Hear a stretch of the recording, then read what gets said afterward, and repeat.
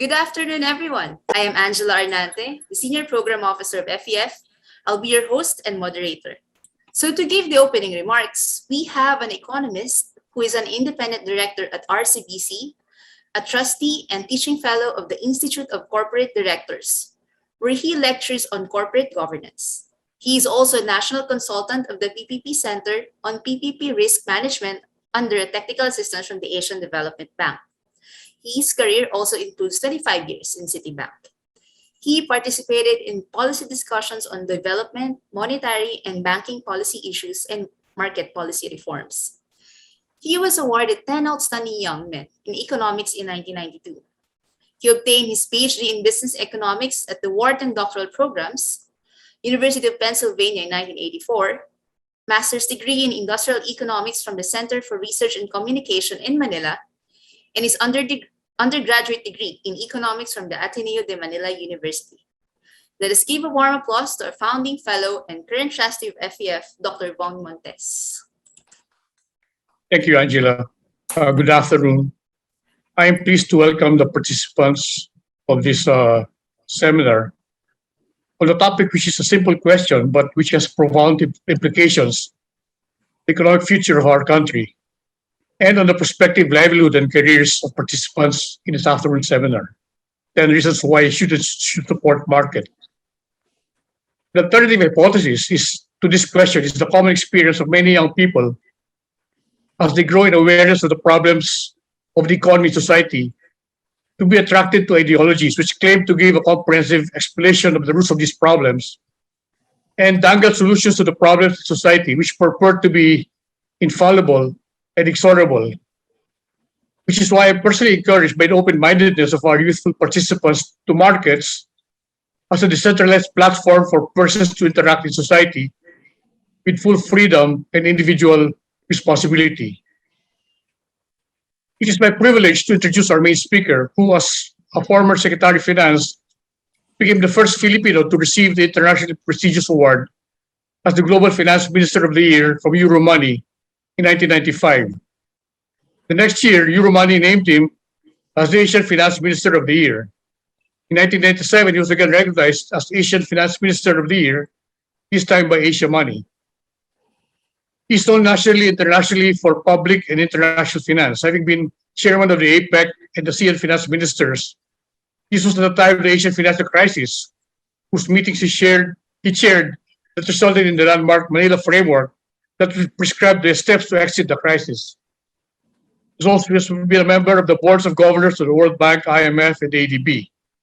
As Secretary of Finance under Fidel Ramos, he was widely recognized as a principal architect of the resurgence of the Philippine economy, whose achievement was hailed by the international financial community. Dr. De Campo is a recipient of many international and national honors. He was named, hope I can pronounce this, to the Ordre National de la Légion d'Honneur by the Republic of France with the rank of Chevalier for his successful efforts and initiatives to promote closer Philippine-France relations. Her Majesty Queen Elizabeth II confirmed on Sir Bobby the Most Excellent Order of the British Empire, OBE, for his outstanding efforts in promoting Philippine-UK relations during his years in public service, and more recently in his capacity as chairman of the British Alumni Association. He was invested as Knight of the Equestrian Order of the Holy Sepulchre of Jerusalem by the Holy See. He's also been awarded the Philippine Legion of Honor, the highest honor conferred on Philippine civilians by the Republic of the Philippines, for his outstanding contributions to the country. He was a 1975 10 Outstanding Young Men awardee in the field of national economic development for pioneering in the Philippine Rural Electrification Program. I think it bears mentioning that he was quite active in giving contributions to the Philippines at a very young age. He has been cited as one of the 500 Asians in 2001. He is a founding member of a global advisory group, Centina Group, based in Washington, D.C. He is founding director of a recently established Global Economic Forum, the Emerging Markets Forum. Dr. De Campo gained his education at the De La Salle and Ateneo universities, so that except if UP is a contender for the championship, he is fully hedged in the UAAP basketball games. Also, University of Michigan and the London School of Economics. He's been conferred 4 doctorates honoris causa by the De La Salle University, University of Angeles City, Philippine Women's University, and San Beda College. He is the chairman now of the Foundation for Economic Freedom, co-vice chairman of the Makati Business Club, a past president of the Management Association of the Philippines, and an emeritus member of Phoenix, who named its head office in his honor. He was recently elected as board director of the Global Reporting Initiative. It's a sustainability initiative that's gaining uh, importance worldwide. Dr. De Campo is a Taekwondo black belt, an avid golfer. He is a classical guitar player. But I tell you, beyond classical guitar, he shares a talent with another alumnus of the London School of Economics, Mick Jagger, as a composer and rock guitar performer. Please welcome Sir Bobby De Ocampo. Thank you very much, Vaughn, for such a generous introduction, no matter how factual it might be. And I welcome all of you who are listening in. I understand that most of you are students, and therefore, by definition, younger than me. And I can perhaps surmise, without exaggeration, that there may be some, if not many of you, who may wish in the future to be introduced in a manner similarly to how I was introduced. Your disadvantage is that you're still at the start of your career, and therefore many years to go. Your advantage is that you happen to be at the start of your career, and therefore the many years that you have to grow are years during which you can build your career and realize your ambitions. And you can realize them if you happen to have lived and continue to live in a system that will allow your creativity to come forth, that will allow your innovative nature to flourish, that will allow your critical thinking to assess risks and be able to take advantage of opportunity. And those, my dear students, are the pillars of what is known as the free enterprise system, sometimes called capitalism, sometimes called free markets, but interchangeably called those. Now I've come to the point in my life where I'm sort of like you. I'm speaking by using an iPad. And I communicate by using a mobile phone.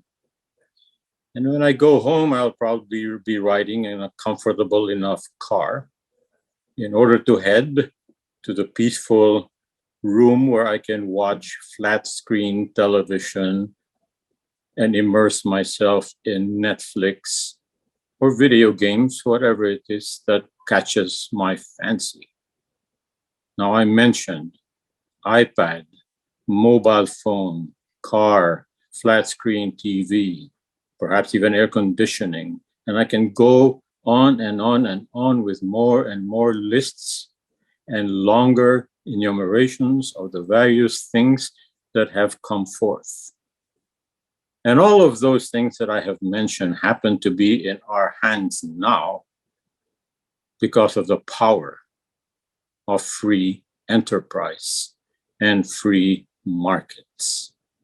They would not have come otherwise, except for this interchange in society that we call free markets.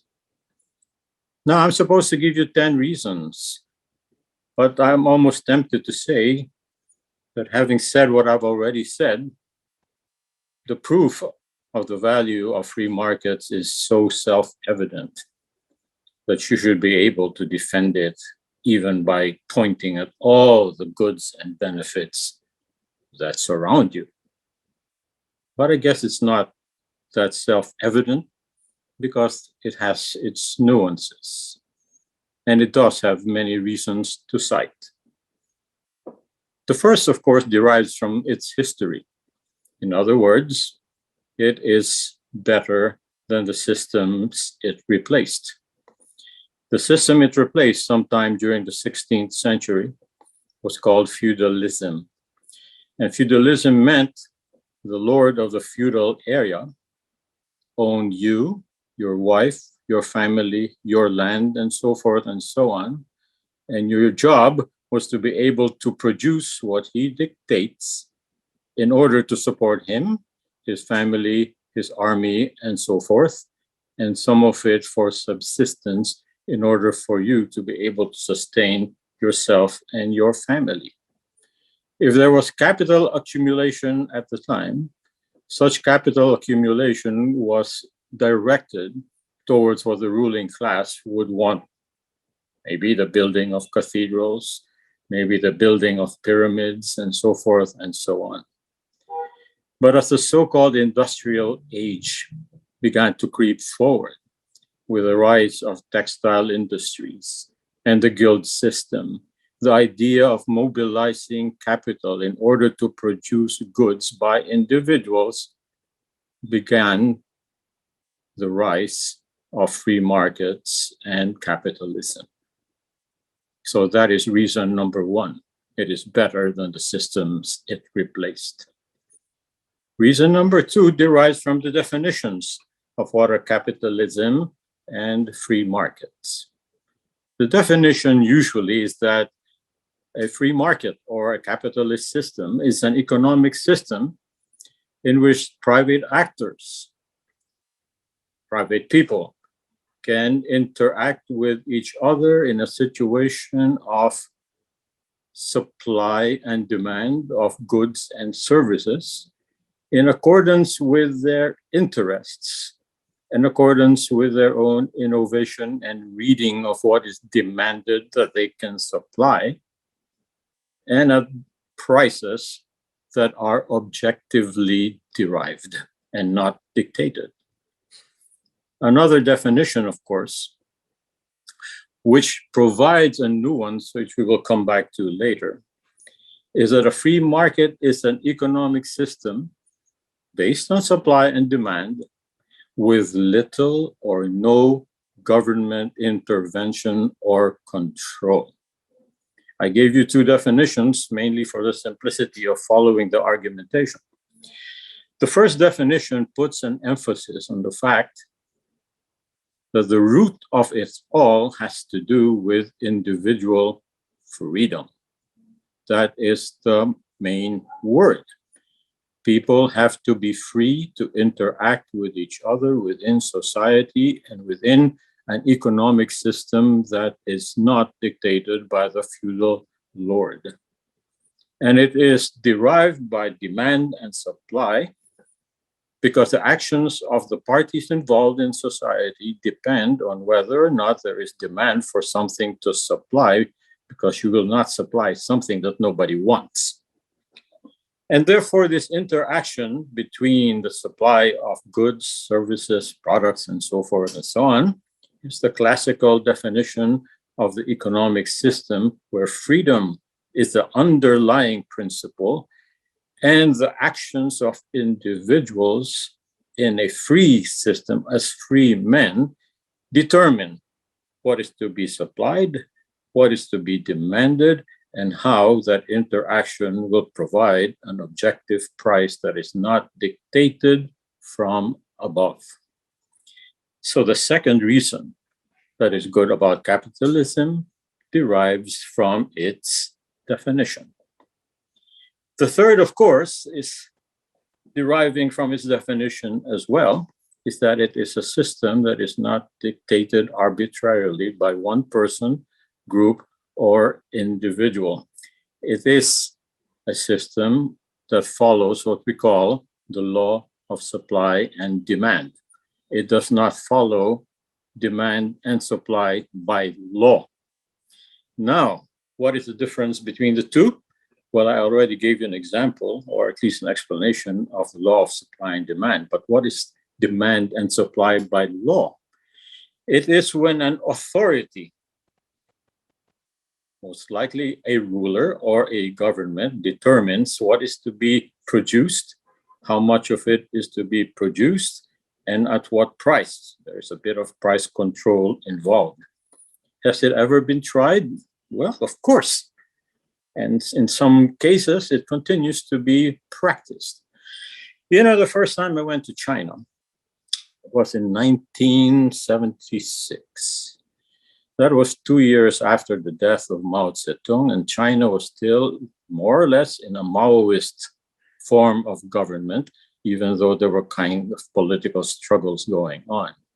What I could see in China was vast rural landscape. And I was brought to different towns in China in order for them to be proud to tell me that they are standing. This was their favorite catchphrase, standing on 2 feet against the rest of the world. Actually, pretty catchy for people like me who was only in his late 20s and idealistic. These people are going to show the world that they can do it by themselves by primitive instruments. And the government dictated what was going to be produced where. And at that time, their big thing was to produce steel, because they thought that was the key to everything else, like a new industrial age for China. And so they dictated that every little town should have its kiln. Well, as you know, from history of China in recent decades, that never got off the ground, Cultural Revolution notwithstanding. Things changed only when Deng Xiaoping replaced the Maoists and came up with his famous idea of introducing capitalism into the population, the people of China, even while the political system was under government central control. But the important thing was he introduced free enterprise at the private level. And as a result, you see where China is today. So, law of supply and demand rather than demand and supply by law. In recent years, actually almost 2 years, we have had a good example of what happens when it's demand and supply by law. We have a pandemic. And because of the pandemic, the government dictates how many people can be in a restaurant, which businesses can remain open, which businesses should be closed. So you don't have movie houses, you can't have gyms, you can't have bars. I mean, you can go on, and you can only have 30% capacity or even less. And of course, it's because of the pandemic. I could say that there is a good reason to do that, but it does give you a glimpse of what could happen if an economy is not moved by free markets and free enterprise and is dictated by whatever reason rather than allowed to move freely. I'm not criticizing the fact that all these things are due to the pandemic. I'm just giving you a theoretical example of the absence of free enterprise and what it does. Well, what it did to our economy in terms of the pandemic was to bring down the economic growth of the Philippines from a robust 6% plus to a horrible one of minus 9% last year. And we're still trying to dig ourselves out of it. As I said, yes, it's because of pandemic, but from a pure argument of free enterprise, the absence of free enterprise does take its toll. So what have I come up with? 4 reasons. The fifth is that because it is about individuals and about supply and demand, individuals, of course, acting on their own will be watching out for signals of what is good to supply and what is the demand. And as a result, they'll try to come up with products. But many may come up with similar products because the demand is big.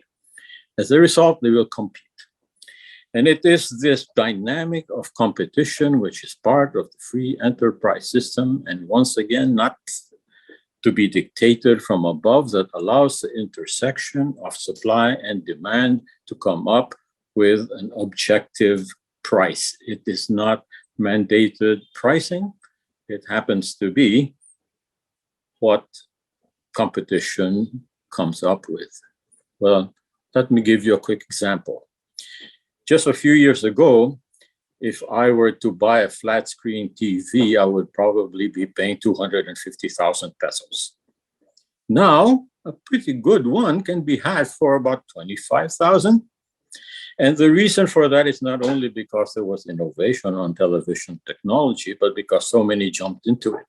Sony, Samsung, LG, on and on and on and on, so that the price went down because the intersection of supply and demand through competition determined price, and the price was something beneficial to the final consumer. That is reason number 5. Reason number 6, which is related to what I just said, is that free enterprise encourages innovation. Because part of the idea of competition is to be able to produce a product that's better than your competitors. And so you have to innovate. And if you innovate, then you have to figure out what new things you can project to your customers. Again, it is not innovation by force. You're not being asked to fear innovation. In fact, one of the key things about innovation is that it continues. I think if my economist friends are there, the phrase for it among economists is creative destruction. Creative destruction. You keep changing a thing until it gets better and more competitive. Consider, for example, that many years ago, all of us would be holding a Nokia phone, but not anymore, because innovation and competition brought us to many other consumer selections, but improvements in the technology was part of the innovation that is derived from competition, that is once again derived as a fruit of free enterprise.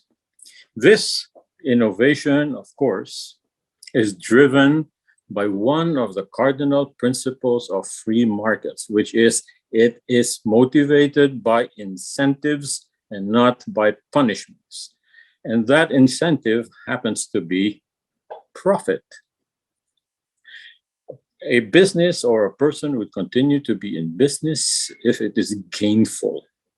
And he will work very hard to make it gainful, partly by being competitive, partly by being innovative, and partly by being a good businessman. But being a good businessman is not something that is dictated from above. It is dictated by his sense of innovation, creativity, and so forth and so on that I told you about when I started my talk with you. So how many is that now? That's probably already about 7 reasons why free enterprise is a good thing. It does have a natural disincentive as well, because there is a learning curve, meaning to say, failure will lead to a redeployment of resources. And therefore, there is a continuous improvement of products when others fail. I don't know if you're old enough to remember that there was something called Kodak some time ago, and no camera could exist without using Kodak to such an extent that it became a generic term. And somewhat like Google, it morphed into an adverb. Like, can you Google this? Or magkodakan nga tayo. Meant, of course, that you use Kodak. But does anybody use Kodak now? Well, you have to be an artisan of a kind of a cameraman to do that. It was relegated to extinction in the dustbin because of the fact that there is a disincentive to failure, and failure in the part of Kodak was their failure to read the horizon of new products and competition. But the result of it all was a healthy blooming of different products, which we are all owners of, most likely, in terms of being able to take pictures and not having to walk over to some place to have the film developed, and so forth and so on.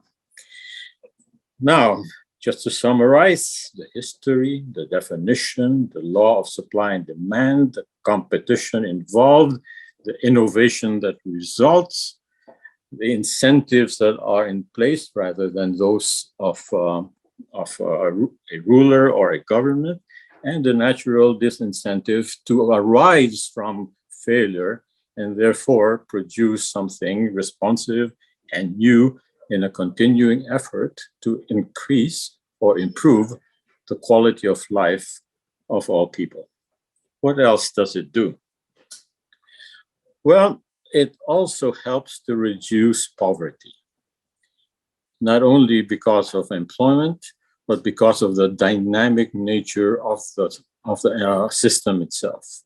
If you don't believe that, just consider that in 1990, the number of people in the world that were said to be in extreme poverty was about 1.9 billion.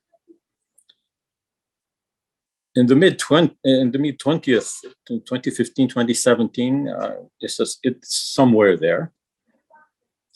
It is much more within the 750 million number and seems to be reducing at a rate of 47 million per year. Interestingly enough, of that 1.9 billion poverty reduction that took place in the last decade, about 1 billion of that came from China. And that was the result of the introduction of free enterprise and capitalist practices by Deng Xiaoping that transformed China into a dynamic market that we see today. And in a short period of time, they rose from being a third world economy to the number 2 economic power in the entire world. Now, let's see, I've got 20 minutes, I was told. So I'm kind of, I have to rush this a little bit more. Having said all that, I'm sure the question in everyone's mind is, so did we finally find the perfect system? The answer, of course, is no, there's no such thing. And neither is free enterprise a perfect system. Why? Because of the definition I indicated to you earlier, that a free market is an economic system based on supply and demand, but here's the catchphrase, with little or no government intervention or control. So does it mean let's just have no government and all will be well? No, of course not. That's not the case. First of all, capitalism does have a tendency in some cases to go off the charts, so to speak.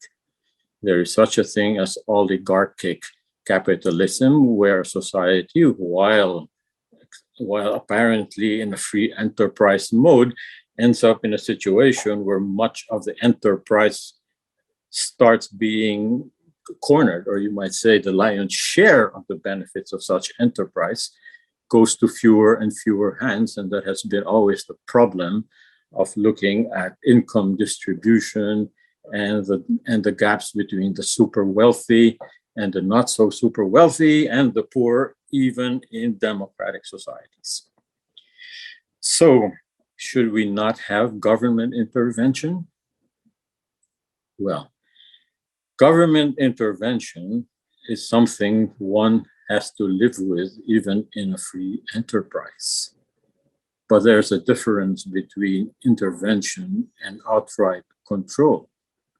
And there's a difference between what roles the government can play and to what degree. I want you to remember this phrase, because this is a belief of me and many of my colleagues in FEF, that the best positioning principle for government that wants to flourish in a basically free enterprise society is that it should be well, not just wise and so forth, but it must be much more an enabler rather than a provider. You must remember that for the reason that, number one, government is often the problem and the solution all at once. And of course, you cannot get rid of government because government, by its very nature, is an agreement of the entire society to contribute through taxation to a central place to be able to have common goods like infrastructure and national security for all.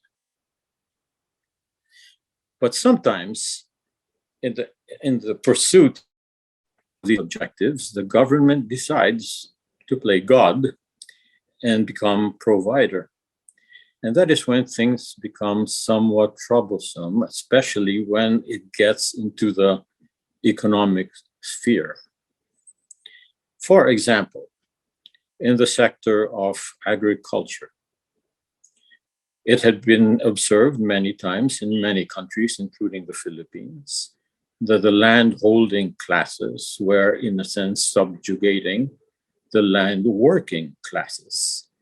And much of the land was owned by a few, while so many were tilling it for a pittance. And as a result, government intervened in many countries by issuing land reform laws. Now, the exercise of being able to supply grain and have a working farm may have been the result of an individual deciding to go into the farming business. But the fact that its aggregation had gotten to a point where there was a socially disturbing imbalance gets government to step in. But not all sorts of land reform stepping in has been all that good. And I don't want to digress into a discussion about land reform. We can do that in the open forum. But it does indicate that if the government is to intervene, it must intervene judiciously and look at all the factors involved and see whether or not the end objective is the kind of fairness and free enterprise that they would like to see result. The same goes for the endless arguments about foreign investment, or to put it in the flip side of the coin, protectionism. There would be those in government that would like to be able to keep the industries, key industries, or all sorts of industries, supposedly for nationalistic reasons, within the hands of just the nationals. But time and time again, free trade and free enterprise shows that this kind of a government control and intervention of the exchange of goods and technology across borders is more harmful than it is helpful. And therefore, it goes back to what I said earlier, that government intervention cannot be avoided, but it must be thought out carefully, not only by the people in government, but by all those that wish to be able to influence the direction of government policy. And for us, I would suggest that the basic theory behind our advice or our intervention would be the government as enabler rather than the government as provider. The latter is so tempting for politicians to be able to show that they're doing something generous and giving free goods and so forth and so on in order to get reelected. But we all know that there's nothing that's free. It is ultimately going to come from taxation. And it might have been better if they just let it happen. And by the forces of free enterprise and the mechanisms that I cited to you, you have the combination of keeping people with their freedom and having the exchange of goods and services at prices that are affordable, and the improvement of goods through competition and innovation that results.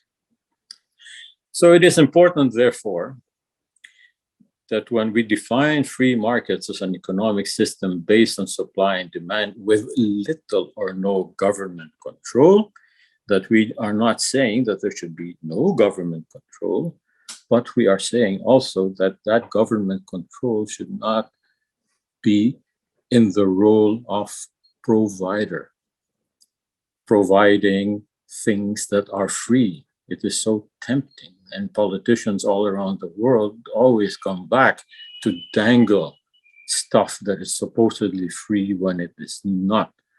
You end up with a fiscal situation where you're either printing money, borrowing like crazy in order to meet all these freebies, and therefore actually leading to the destruction rather than the improvement of an economy.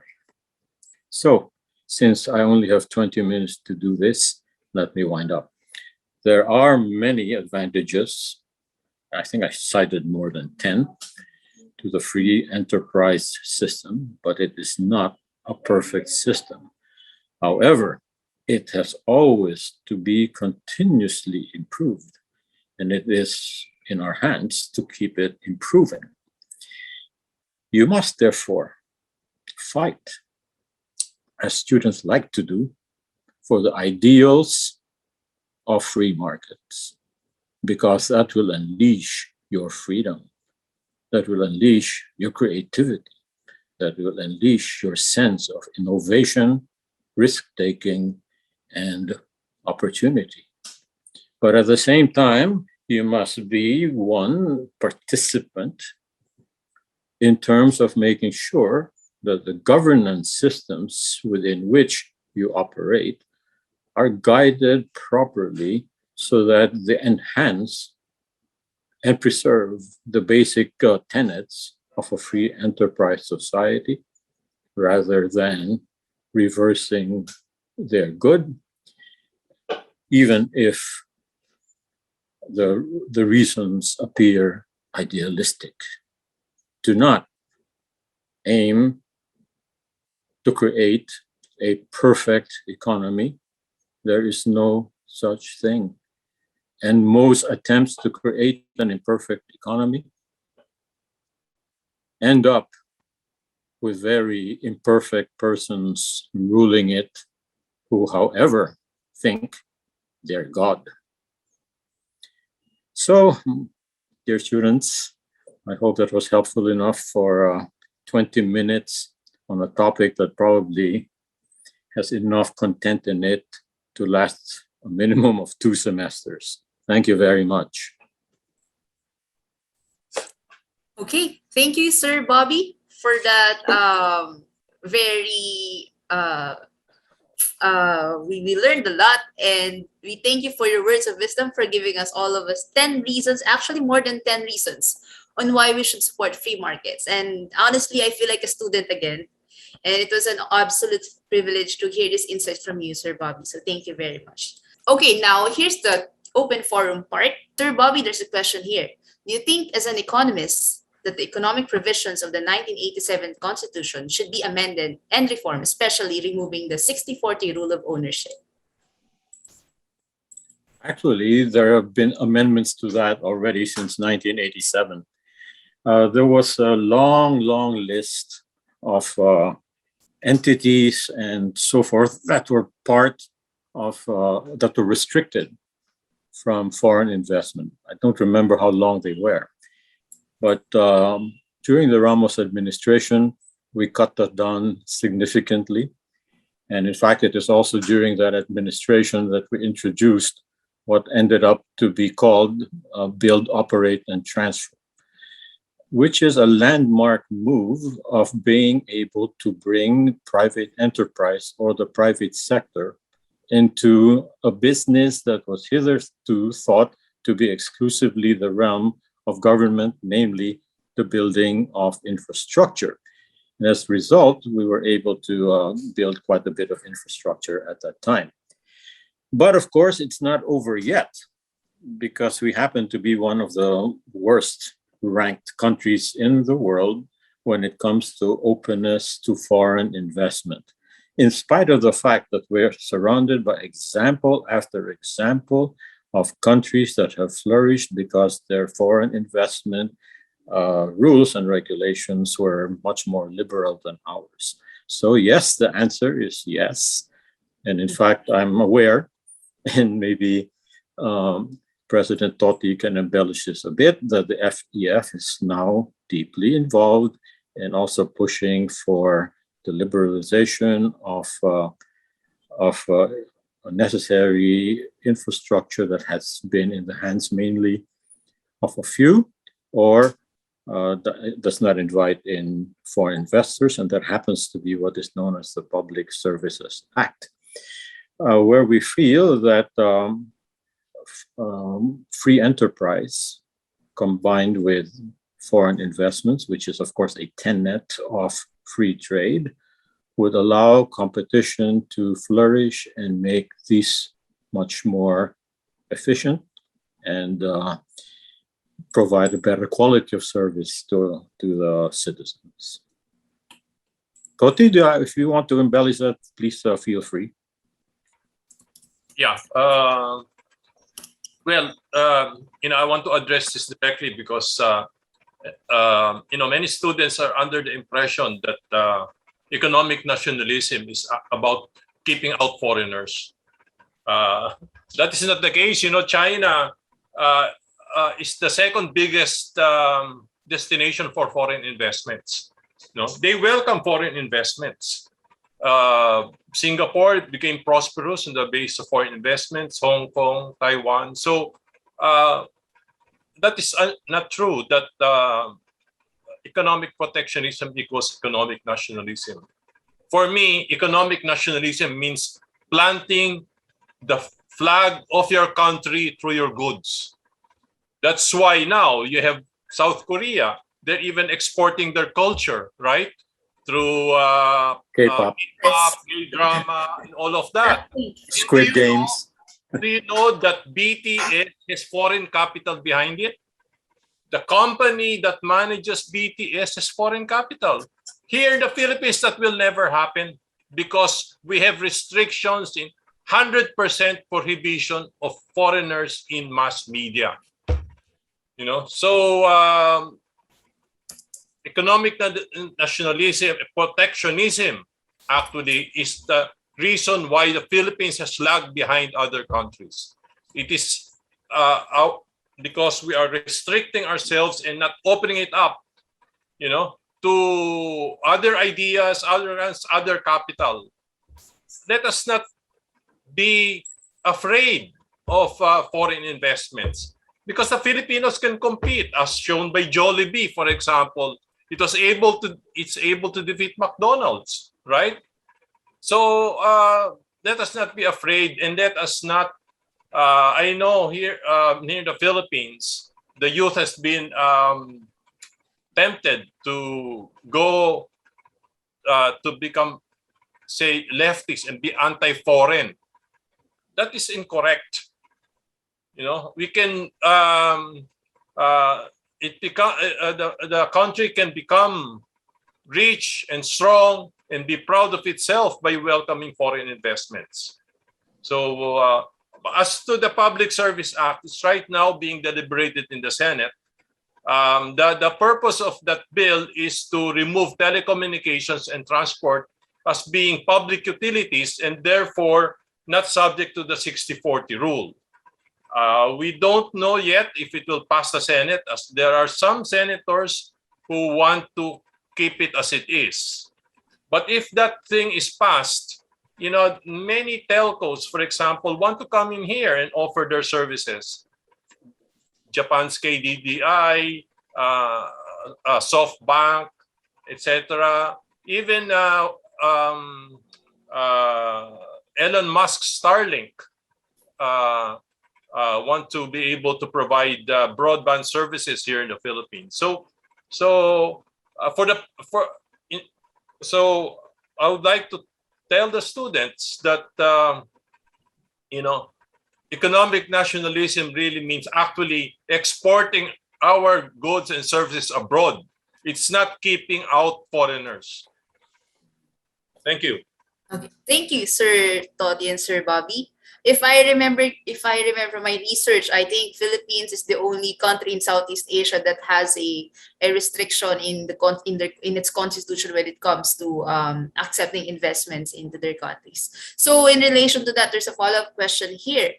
Do you think it's too late for us to change the economic provisions or to pursue any change in our economy, or we still have a fighting chance to amend the constitution? There's a question here. Well, there already were moves to amend the Constitution, particularly with respect to so-called economic provisions, and especially that part which has to do with foreign investments.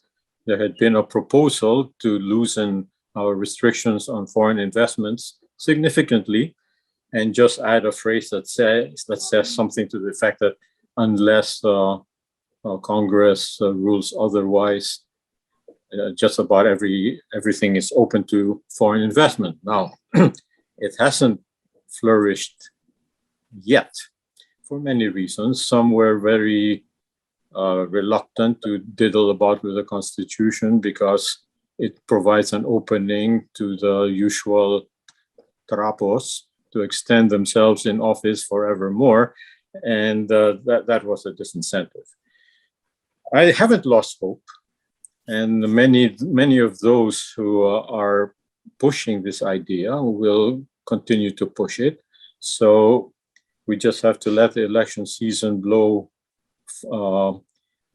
through its completion, and then let's see what the next batch has to say about it. But there is a significant number that feel that this is a provision that's worth considering. Fighting for. Okay.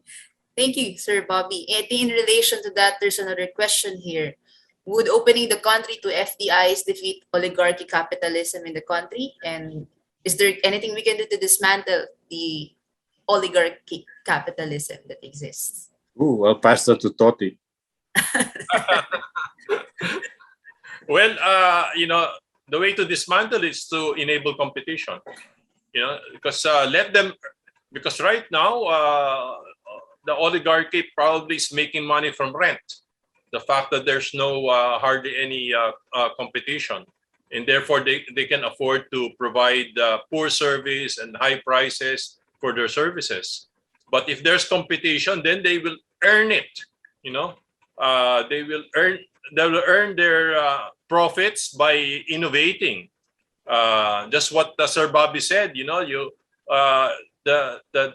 A dynamic capitalism is about innovation. That's how you capture extraordinary profit. You invent something. But of course, those who have old technology wouldn't want competition. So for the good of the consumers, I think we need really to open it up. And that has happened, in fact, in the United States. They passed a series of anti-monopoly laws. I think during the time of Teddy Roosevelt, during the time of what they call the progressive era in the United States. And that has enabled the U.S. economy to be dynamic. Okay. Thank you for that answer, sir. There's another question, is an interesting question. Connecting to your statement that governments must be an enabler rather than provider, is it then true that socialist institutions like PhilHealth do more harm than actual good? We're touching on PhilHealth. What would anyone want to give their... I think the question is addressed to you because you said about enable, can't be an enabler, but the problem is PhilHealth, according to them, is not good. Well, in the classical sense of what a government is supposed to provide its citizens because of their taxes, the government is supposed to provide two things: infrastructure, defense, or what you call security. It is only in recent centuries that the government started to think that it should also provide social services. including public education and the support of public health. Those are laudable provided the target market is clearly identified. The problem with many of these things is that it expands beyond the capability of the government itself to finance. And the promise of giving it to a targeted market of the most needy expands to almost the majority percentage of the citizenry. And as a result, you can only finance such a thing either by higher taxation, printing money, borrowing, and so forth and so on. The same goes for public housing. Politicians like to stand on a platform and say, I'm going to provide a house for everybody. Does everybody want to be provided a house? No, but because you've made that promise and you want to carry it out to its full extent, you will just have to cough up the money for it. And coughing up the money for it, a lot of the time, becomes destructive. It leads to inflation. It leads to the devaluation of the currency and so forth. Now, that is only part of the problem. The other part of the problem is that the government has a tendency to bureaucratize. In other words, every good idea has to be backed up by a lot of money and a lot of people. So before you know it, you're creating a department for everything. And before you know it, it's no longer free enterprise because every activity is related to some government department, which is a bureaucracy, which then results in processes, which results in red tape, which is exactly what is going to defeat the dynamism of private enterprise. So I have no objections to something like PhilHealth or public education, provided the target market is clearly identified. The most needy are really the ones helped, and the idea doesn't become an open-ended platform and promise for government to play God and provide everything for everyone, when actually the entire society will have to pay for it in taxes and the devaluation of its economy. Thank you for that, Sir Bobby. That's a really, really good answer for that. And I agree. Okay, so we're pressed for time a bit. So I'll just ask one more question because I think this question is really relevant. So here's a question for both panelists. How do we address capitalism's impact on unprecedented global inequality and environmental destruction? Especially with the event climate change, and you have these companies who probably with their activities inadvertently destroys the environment. So yeah, that's the question. How do you address capitalism's impact on unprecedented global inequality and environmental destruction? Well, a lot of the focus has to do with energy sources. And I think that a lot of energy source applications, whether they are from fossil fuel or solar or wind or whatever, have really come from private sector initiative rather than from governments. The problem really with government initiatives is that they may have a tendency to exaggerate a problem to the point where they fail to see that some of its solutions require sequencing. For example, you can't suddenly say in the Philippines, okay, we're going to make sure that all the power here is going to be solar, even if we say at the same time the virtuous thing that is going to come from private enterprise, because it is not going to happen overnight. The technology won't allow it. Solar panels have to be using massive areas of land to be able to produce a fraction of what other resources can produce. So what I'm saying is that, yes, the horizon looks good for private enterprise and free enterprise to move the technology with the usual innovation that you can expect from a private enterprise society. But governments must be conscious of not exaggerating the time frame and the problem so that they can approach the solution in an orderly manner. Thank you, Sir Bobby. So for everyone, I'm afraid I have to close the open forum. If you have more questions, please just ask them through the chat box or in the feedback form, and we'll try our best to answer your questions.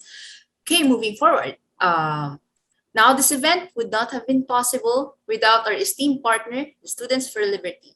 So our next speaker is currently in her third year of bachelor's degree in international studies at Kyunghee University in South Korea. She was a high school exchange student in Taipei, Taiwan. Most recently, she was an exchange student at EDHEC University in Nice, France. She is currently the National Coordinator of Students for Liberty, South Korea. Please join me in welcoming Ms. Nikki Mugli to tell us about Students for Liberty. Hello, everyone. Give me 1 second to share my screen. All right. Can everyone see my presentation? Yes. Yes. Thank you. So first and foremost, I would like to thank Foundation for Economic Freedom and Mr. Dio Campo for such an amazing event and for inviting me to speak to everyone today. So a little brief introduction on me. My name is Nikki Mugli, and I'm the National Coordinator of South Korea. It's a position I've held for about 2 years now. So what is SFL? So Students for Liberty, also known as FSL for short, our goal is a global network of student leaders who advocate to advance liberty and libertarian ideals all around the world. So what we do is we educate, develop, and empower the next generation of leaders of liberty. So these are some of the ideals that we stand for. For example, free market, free expression, and more open society, privacy, such as private property, more equality, and the freedom to choose. So what can you do, or how can you be involved? So you can apply for our local coordinator program, which is open for university students who are able to dedicate 5 to 10 hours per week and are very passionate and professional about spreading the ideals of liberty. Some of the benefits of the SFL program include organizing and attending events with guest speakers, such as today's event, meet other like-minded students globally, have the chance to attend educational retreats, and also to improve English ability, but not only English ability, but as well as research, public advocacy work, and public speaking skills as well. So how can you apply? You can apply for the Students for Liberty website. You can contact a Students for Liberty coordinator in the Philippines, or you can email me at mmugli@studentsforliberty.org. Thank you so much for listening today to my presentation. Hey, thank you, Nikki. I'm sure there are students here very interested to join. So you saw her contacts, you just easily contact her. And hope you guys could also invite your friends and also like-minded individuals in SFL's several initiatives. Okay. And of course, to talk about FEF and to give the closing remarks is none other than our president, Mr. Calixto Chiquiamco, who is also a business processing, outsourcing, and internet entrepreneur, a book author, and a writer on political economy. He serves as a property rights consultant to the Asia Foundation. Mr. Chiquiamco writes a monthly column on political economy in Business World in his capacity as a board member of the Institute of Development and Econometric Analysis. He's the founder and CEO of MRM Studios, Inc., a digital musical services company, and Mobile Mo, Inc., a tech startup providing a cloud-based field workforce management and field reporting solution. He finished AB Economics summa cum laude in De La Salle University and Master's in Professional Studies in Media Administration in Syracuse University, New York. Okay, let's give him a warm welcome. Sir Totti, you have the floor. Thank you. So here's the outline of my talk. What is FEF? Who makes up FEF? What does FEF do, and what are the current and completed projects of FEF? FEF is a public service advocacy organization dedicated to advancing the cause of economic and political liberty, good governance, market-oriented reforms, consumer protection, and secure and well-defined property rights. So the FEF is actually composed of very distinguished individuals in the field of government service, economics, and business. No, our advisory board includes the very first socioeconomic planning secretary, that is Dr. Jerry Sica. No, some of you in UP, I think, are using his textbooks. No, so he is our senior advisor. Dr. Raul Fabella, the only national scientist in economics, is also a member of the advisory board of FEF. The very first prime minister of the Philippines and former finance secretary, Cesar Virata, and a World Bank representative married to a Filipina, that's Tom Allen. Now, the officers are Sir Roberto de Ocampo, whom you met earlier, Mr. Romy Bernardo, a former undersecretary of the Department of Finance, Simon Paterno, the former executive vice president of BPI, myself, Ms. Bernsey, who is a entrepreneur, and our corporate secretary is Attorney Balatbat. The board members include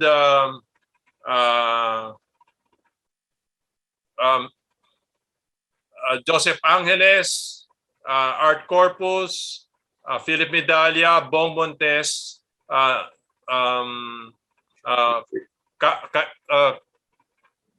Christine Alcantara, Jeff Nang, Mr. Gary Teves, another former finance secretary, and Chil Soriano, a finance undersecretary. So it is also composed of a secretariat and project teams because we have various projects. No. So what does FEF do? Well, FEF is actually, if Sir Bobby was talked about the theory of free markets, here it's the reality. Here we are trying in the real world to advance the cause of economic freedom. So one of the projects we have is the Padaranga Varela Memorial Lecture, which is held once a year. This is in honor of two of our late members, the former Socioeconomic Planning Secretary Cayetano Padaranga Jr. and Francis Varela, a former undersecretary in the Department of Education. Yeah, so we also are involved in, for example, in publishing periodicals, and we have sponsored the book of Momentum, where some of the authors are members of FEF. Actually, this coming December, there'll be another book launch, which is a sequel to Momentum. It's called Moment 2. This will be held in December. Hopefully, we will have a hybrid or at least a virtual book launch, and we hope we can invite students to attend the book launching. So we participate in international events. One is the Asia Liberty Forum, which was held online because of the pandemic. No, but normally we attend physically. I think the last physical attendance was in Sri Lanka. No, the next Liberty Forum, Asia Liberty, should be held here in Manila next year. But again, that will depend on the restrictions on travel and on due to the quarantine. No, we also have partnerships with the International Property Rights Alliance. So as an organization, we interact with international organizations. One of the highlights of FEF has been that it won the 2019 Templeton Award for its work on removing the restrictions on agricultural free patents. So I'll discuss it later. This is a law that removed the restrictions on the land of farmers and expanded their economic freedoms. And recently, we were a finalist in the Regional Liberty Award for a work on liberalizing tree plantation policies. So we believe in free markets in tree plantations, and so we worked with the DNR to remove all those restrictions that preventing investments in tree plantations. So what are the current completed projects of FEF? Well, we have had 3 successful projects. One was mainly dealing with property rights. One was a law on for residential free patents. The other one, for which we won the Templeton Award, was removing the restrictions on agricultural free patents or titles.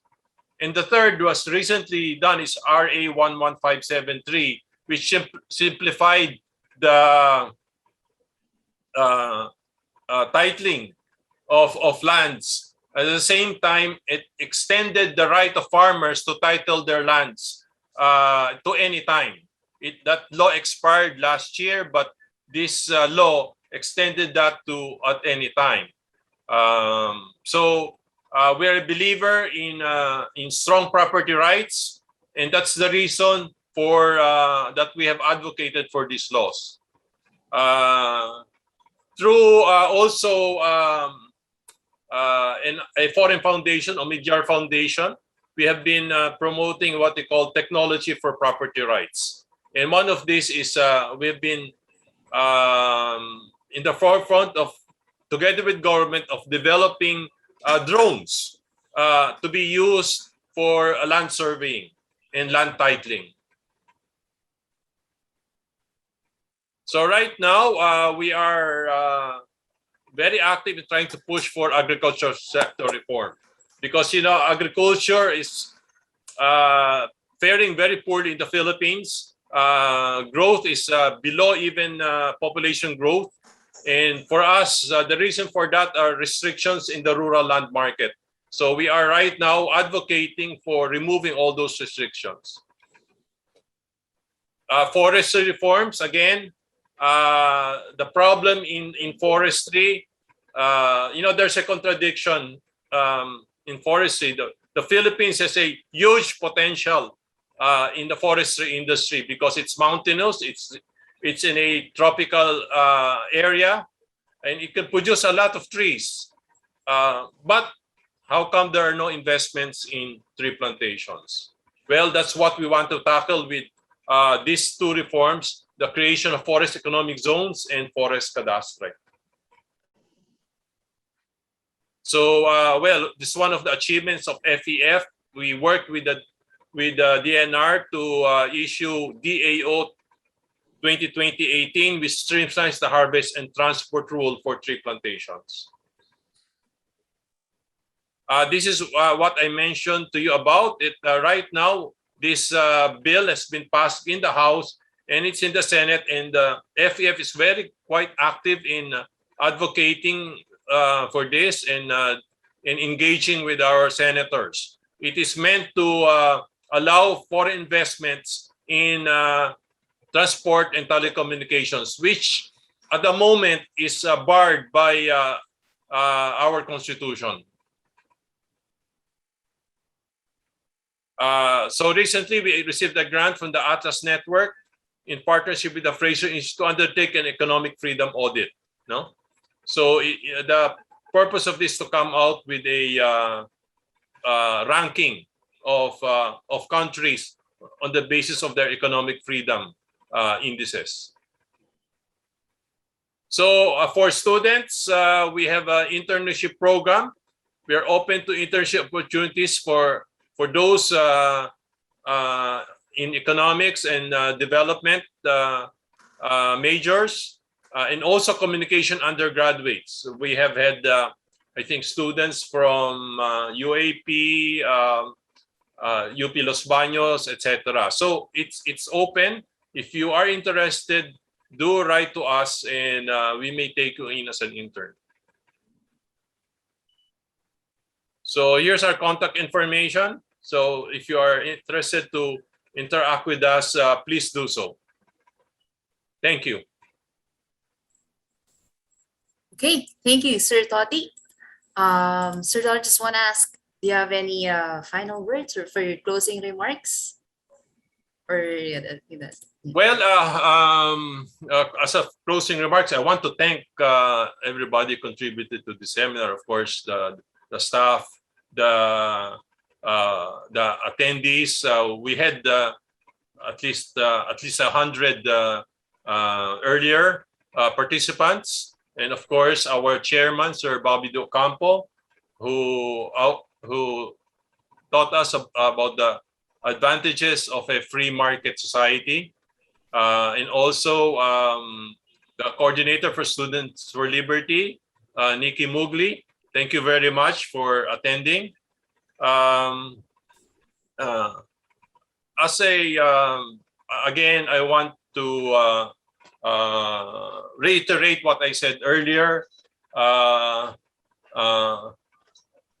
number of students, think that the